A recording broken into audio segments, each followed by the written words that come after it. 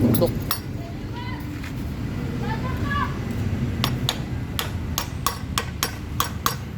So bearing lang ang ilagay na.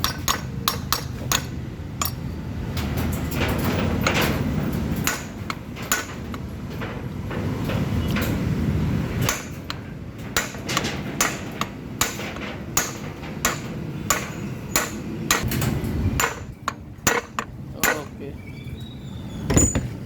Ayun.